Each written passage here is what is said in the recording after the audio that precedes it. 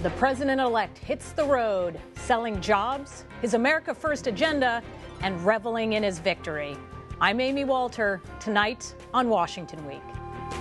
Companies are not going to leave the United States anymore without consequences. Not going to happen. The president-elect delivers on his promise to keep jobs in America. Is this a one-time deal or a sign of more to come? Back in campaign mode, Trump reminds Americans what he stands for and why he won. We will finally end illegal immigration. We will construct a great wall. And by the way, we are repealing and replacing Obamacare. As Trump continues to pick his cabinet, the candidate who boasted of draining the swamp taps two Wall Street insiders for crucial nominations. Democrats aren't impressed.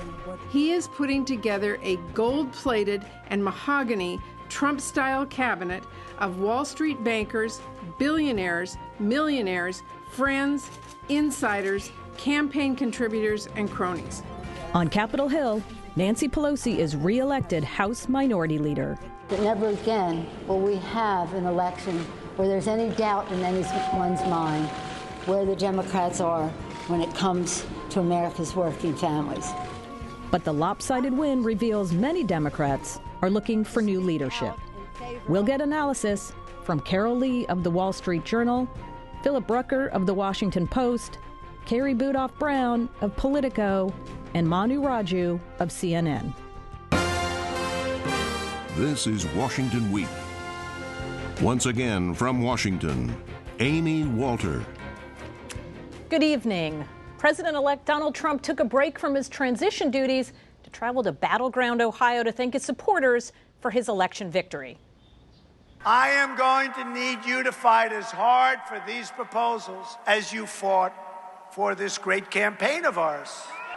Now that you put me in this position, even if you don't help me one bit, I'm going to get it done. Believe me, don't worry about it. Thousands turned out in Cincinnati to celebrate with the incoming president and vice president-elect. Earlier in the day, the Trump-Pence team made a stop in Indiana to announce a deal they brokered with the Carrier Company. The 10-year, $7 million package will keep the Indianapolis operation from moving to Mexico and save hundreds of manufacturing jobs. Mr. Trump was able to make good on his campaign promise to keep jobs in America in part because Vice President-elect Mike Pence is still the governor of Indiana, and he could offer tax incentives. So, Phil, what happened this week with the Carrier situation? Tell us about the Donald Trump economic situation. Are we going to have a case-by-case economic policy? We might. I think he wanted to show immediately out of the gate here as president-elect that he's going to be a champion for working people. Right. He's trying to help this company save these jobs. It both sends a threat to private industry in the country that if you outsource your jobs, you're going to risk the wrath of this powerful administration. But it's also an opportunity. People can say, hey, I'm going to send my jobs to China unless you give me a tax incentive. And it creates a bit of a slippery slope for the administration and for the state governments as well as they put together incentive packages. But to your point, it did save 1,100 jobs. There are people who might have lost their job that now are able to stay in Indiana. Certainly, and he can take credit for it, which he did yesterday, and it looks like a big win. I mean, he traveled around the country for the last 2 years saying, I'm going to revitalize the economy, save jobs, I'm going to help the forgotten men and women of America who Washington is not looking out for them. He's saying, I'm not even president yet, and I'm already looking out for them. And you mentioned, Phil mentioning the slippery slope. That is the thing that he's going to have to be worried about in this case-by-case economic policy. If he does continue to pursue this by company. Speaking, you saw the conservative Wall Street Journal editorial page lash this Carrier deal because of those exact concerns that you should let the free market work its will. And I was speaking today with some members of the conservative House study committee, the Republican study committee, and they said, look, this is not necessarily the way we want to go for an economic policy, including Congressman Dave Brat, member of that House Freedom Caucus. But Paul Ryan, the House Speaker, I asked him specifically, he had any concerns about this. He defended Donald Trump. So right now he's getting a lot of support from the leadership, but some of those more conservative members a little squeamish about this idea. Well, and Carol, I know you don't write for the editorial page, but it was your newspaper that came out today. They called it a shakedown. Mm-hmm. What Donald Trump was doing with Carrier. What is the concern that some have about how this deal was done from a free market perspective, as well as the power of the bully pulpit as the president to make these sort of deals? A couple of things. One, you have, this is essentially government intervention, which is not necessarily something that Republicans typically are for. So there's that piece of it. There's the piece of, if you do this for one company, what are you going to do for the next company? Is there favoritism among this? How do you play that? And then third, is there a strategy? Is there a broader strategy that President-elect Trump is going to apply to the manufacturing sector that can help it as a whole? Is this the one-off? What do the other companies, what deals look like? What does this deal look like? We don't know exactly. And broadly, is there a policy that will help the sector writ large? Well, have we seen anything like that? That there is something that's going to be coming out that the administration is talking about? We're going to come out with something specific to address the issue of manufacturing? No, not yet. And, we haven't seen. You hear, though, the current White House saying that if Donald Trump were to do this 804 times, then maybe he would match President Obama's record on reviving manufacturing sector. But you haven't seen a broad strategy or policy or blueprint from the Trump administration in waiting at this point. Well, I want to talk about the thank you tour, Carrie, and Donald Trump went to Ohio. Mm-hmm. It looked like a campaign rally like we saw throughout the course of this year. He had prepared remarks, but he also veered in and out to attacking the media, attacking Hillary Clinton, talking about how great his victory was in different states, saying people didn't believe in him. So is this what we should expect to see from a President Trump for the next 4 years? Are these campaign-style rallies even while he's president? I mean, they seem to be indicating that it will be. A lot of advisors say that he really likes doing this. And honestly, Carol and I covered President Obama together. Wrote the story together. Yeah, but I have to say, this reminds me a lot of him because it's the same thing. He and what he said in the clip at the start of the show. I need you to help me pass my agenda in Washington. This is exactly what President Obama did. Not very well. President Obama was this great, get out there, love the campaign rally style events. He used the bully pulpit, travel in the country. You're going to help me pass my agenda. It's very, very hard to do that. And so we see him doing this. He's going to feed off of it, but it's probably, it's going to be challenging. But yeah, I think that's what we're going to see. And if you look at how President Obama did it, he did it sort of tailored and narrowly. Yeah. He campaigned before the inauguration, but trying to rally support for stimulus, and he did it in small events. They weren't these kind of big rallies that came later where he would do those for healthcare and town halls and things like that. But prior to his inauguration, he was trying to sell one very specific thing, and that's different than what Donald Trump was saying last night, which was, he wants to sell everything. And he really was promising the moon to his supporters. I mean, he did not walk back anything that he said on the campaign trail. He said everything they're going to do. They're going to build a wall. They're going to make the country more secure. They're going to get rid of ISIS, things that will be very difficult to achieve in the short term and the long term. Particularly, the power of the president is limited. Even though he has control of both chambers of Congress, he still does not have 60 votes in order to break a filibuster in the Senate. He has bipartisan support to get a lot of things done. So at the end, he may disappoint a lot of those supporters. But when he said yesterday, he said, people are fools to think that we should limit our expectations. So his supporters are expecting a lot from him. And one of his problems is he's trying to govern a very divided country. The emotions are still raw out there, and we saw him in Ohio. This is the first in a series of events he's going to have over the next few weeks. And the question is he going to go to places that did not support him? Will he go to Denver, Colorado? Will he come here to Northern Virginia? Will he go to like an African-American community like Detroit or inner city Cleveland and really try to reach out to people who did not support him and who have, pretty serious doubts about his leadership abilities? Well, I want to move over actually to the other job that he's doing, which is he's trying to staff up his administration. And we have, among other names, Elaine Chao, the former labor secretary under President George W. Bush. She's been tapped to lead the transportation department. We have Congressman Tom Price. He's a doctor. He'll be the Secretary of Health and Human Services. And Price led the Republican charge to repeal the Affordable Care Act. You also know that candidate Trump campaigned as the ultimate outsider, but he's turned to a number of Washington and Wall Street elites to lead the cabinet. So, Carrie, what should we read into the picks that he's made thus far? I mean, we wrote this week in Politico. I mean, the folks, there's actually like two stories, honestly, of this cabinet. One is that he's picking extraordinarily conservative, leaders in these respective fields. Education, someone who does not like public school and wants to drastically change it. You have Tom Price, who, more controversially than wanting to repeal Obamacare, is that he wants to privatize Medicare. You could go down the line. There's a number of extraordinarily conservative leaders taking over.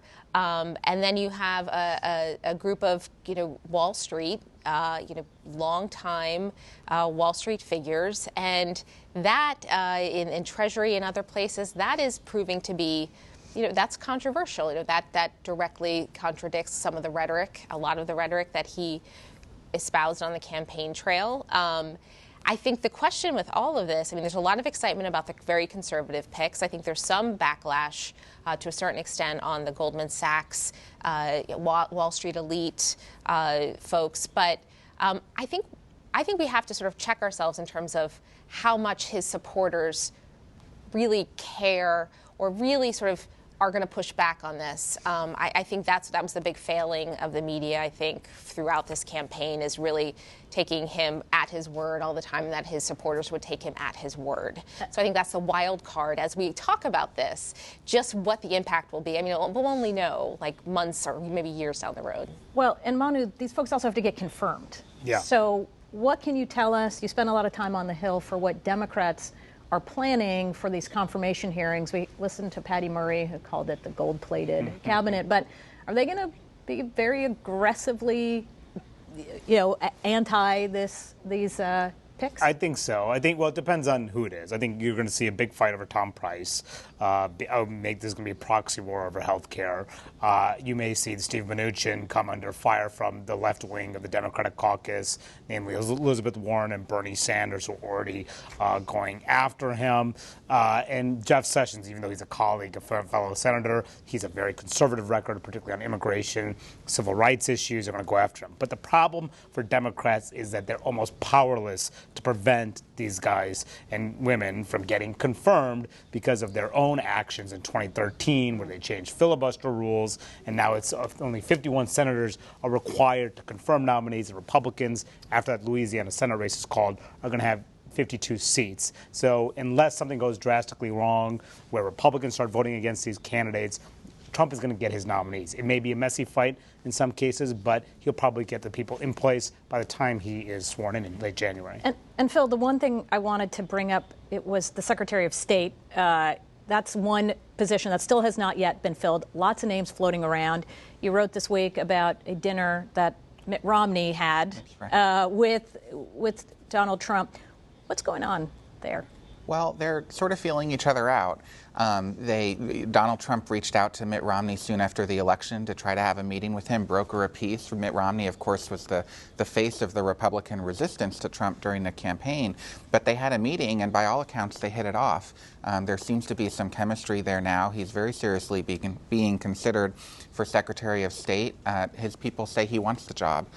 It's a question of whether Trump is willing to ask him. There's a lot of resistance within Trump's inner circle to tapping Mitt Romney. They feel like he should go with a loyalist like Rudy Giuliani, the former mayor of New York.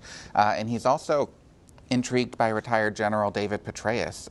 Trump has been dazzled by these generals. He loves their stories. He likes the power that they convey. And he had a very productive meeting with Petraeus earlier in the week. So he's very much in contention as well. Well, and Carol, that brings up the other person who's been not necessarily officially named, although yesterday at his rally, Donald Trump told us that the General James Mattis would be picked as defense secretary. There are a lot of folks who are raising concerns about this general-heavy, military-heavy cabinet. That's right. And the one thing that I would add to what Manu was saying about the Hill and Democrats' ability to cause heartburn for Donald Trump and his nominees is that when it comes to General Mattis as defense secretary, there is legislation that needs to be passed to clear him for being able to serve in that position. And, you have senators like Senator Gillibrand from New York who's sort of threatening that she may use a procedural move to require 60 votes. And that would could potentially tie that up, or at least allow Democrats to vent some of their frustrations on this. But there are concerns that people are raising about: if you have a general in as your national security advisor, and your Secretary of Defense, and your Secretary of State, that's a lot of generals. And the counter argument to that is that just because you have a general doesn't mean they're necessarily hawkish. If you look at Colin Powell, he was not the hawk in the Bush administration, even as he was serving as Secretary of State. And so it can kind of cut both ways. And what you hear from people close to Trump is that he really doesn't care, which will surprise everyone, and that he's just going to pick who he wants to pick, and that he's not influenced by this chatter about too many generals. It's also ironic because Donald Trump said he knew more than the generals during the campaign, which is, fun for us. And Petraeus has the other issue on even some. Then there's that. And then there's Petraeus, which, of course, when we talk about concerns with Hillary Clinton and her server, we obviously have General Petraeus. Right, and he, was charged with leaking classified information to a woman he was having an affair with, who was his biographer. And that's, there's another irony, right? Because Donald Trump spent a lot of time in the campaign, and even brought it, his supporters brought it up last night at his rally, hitting Hillary Clinton for mishandling classified information. And I can tell you, Amy, talking to Senate Republicans yesterday, they do not want Petraeus to be the nominee for Secretary of State, because it could lead to those questions that they're going to have to respond to, and then they're going to have to cast a difficult vote, and they'd rather see their own colleague, Bob Corker, the Senate Foreign Relations Chairman, get that nod instead. He's definitely the safe pick. Corker is the safe pick, Senator Corker from Tennessee. Well, Nancy Pelosi won re-election to her House minority position this week in an election that revealed the deep post-election divide within the Democratic Party. Nearly a third of House Democrats supported Ohio Representative Tim Ryan, who challenged the 76-year-old lawmaker. Pelosi wants to put a check on the Trump administration's agenda, but what can she really do, number one? And the second question, Democrats, they had a bad election night, and yet the rank and file stuck with the leadership. What does that tell us? Well, she has a lot of loyalty within that Democratic caucus. She has ruled it with an iron fist since 2003. She's raised a ton of money for these members. There is a lot, and she's very progressive, and this is a very progressive caucus. So a lot of them want to stick with her, and they like her a lot, and they trust her. On the other hand, she did lose 63 votes. That is significant, because the last time she had a significant challenge, or a challenge, 2010, she lost 43 votes. There are 20 more members who are defecting. There's a more outspoken, more unrest within the Democratic caucus in the House than there has been in a long time. It's a real warning sign for her going forward, and it's giving a platform to the more moderates, Rust Belt type Democrats, but also some others too. Marcia Fudge, a Congresswoman, member of the Congressional Black Caucus, supporting Tim Ryan and the incoming chairman of the CBC, Cedric Richmond, would not say if he voted for Nancy Pelosi. So there is a lot of concern about her leadership going forward. So she has made some changes to showcase she's going to be more inclusive, bring more members in, but what does she do differently? It's hard to know right now. And what is the concern when you talk about in the rank and file they're upset? Is it that they lost, or is it about the direction? Is it about her personally? What is it? It is all of the above. The way she's running things, some believe it's more she's too insular. It is about the direction, about the messaging. Were we focusing on the right issues? And frankly, it's about generation and age. She's 76 years old.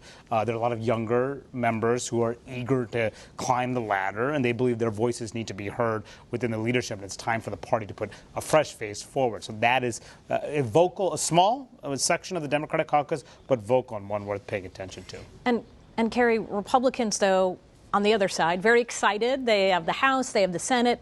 A lot of talk about rolling back Obamacare. But it's not as easy as it looks, is it? And how is that going to work? It's not. There's a lot of debate right now on how to do it. You have some members of the Senate Republican Conference that want to put forward something, replace Obamacare before they repeal it. There's others who say we're going to repeal it, and within 3 years we will do a replacement, and we're creating potentially a Obamacare cliff, which means within 3 years Congress has to act, or else it goes away. Yeah, I mean, and so it creates this sort of pressure, but we all know what happens when Washington does that. They don't meet it, or they create a patchwork, or they will hit the cliff, and so it creates a crisis, really. And so there's a lot of division. There's agreement that they don't like Obamacare, but this has been the challenge ever since Obamacare passed. They don't, and even throughout the debate, they don't know how to, they do not yet have a strategy that enough people can agree to. And even on Medicare, there's a lot of, we have folks in the Senate Republican conference who are not totally bought in to repealing Medicare, and they know what the numbers will look like and what the backlash would be, and the political pressure they would face from very, very important constituencies, senior citizens, if they go forward with this. And I think for the Trump White House, they'll have to think about when they do that and how they do that. You come out of the gate first with a Medicare repeal or privatization, and we could see a repeat of sort of what happened to George W. Bush in 2004. He said he would privatize Social Security, and you sort of lose then an entire term because of the political backlash. So there's a lot of promises that were made. It's going to be challenging for Trump to navigate those, and in particular with his own Republican conference. They're unified. They won. It's the first time they're able to work with a Republican president.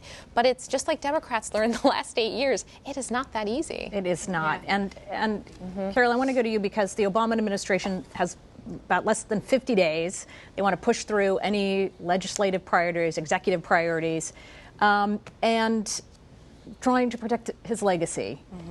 Tell us how he's going about doing that. What can he actually do to sort of solidify the gains that he's made, that the administration wants to gain before Trump takes office? What are they doing? Well, there's a number of things. What they're doing is they're looking at, there's policies that are already in place, such as the Iran nuclear deal, the president's Cuba opening, and other foreign policy sorts of pieces. And they're looking at how to make sure that the Iran deal is as dug in as possible, doing that largely by trying to get the international banking system functioning in a way that is bringing Iran in a way that it hasn't been.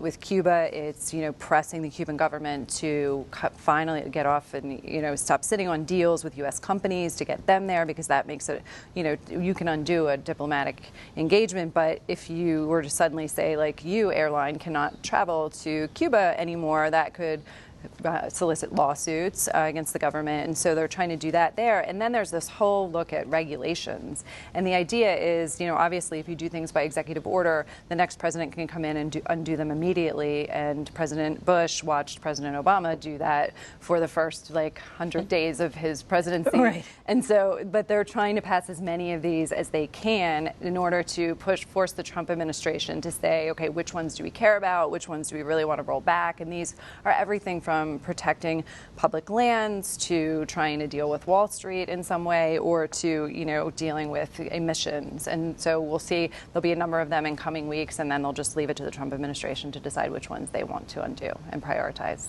All right. Well, we're going to have a lot more to talk about. I wish I could talk to you guys all night, but it's all we have, the time that we have. The conversation, though, is going to continue on Washington Week Extra, where we'll discuss how the President-elect Trump plans to deal with the White House press corps, a lot of these folks here around the table, and how a clash between the Trump and Clinton campaign managers shows just how difficult it may be to move on past the November election. You can find that online at www.pbs.org/Washington Week. And while you're there, take the Washington Weekly News Quiz and test your knowledge of current events. I'm Amy Walter. Good night.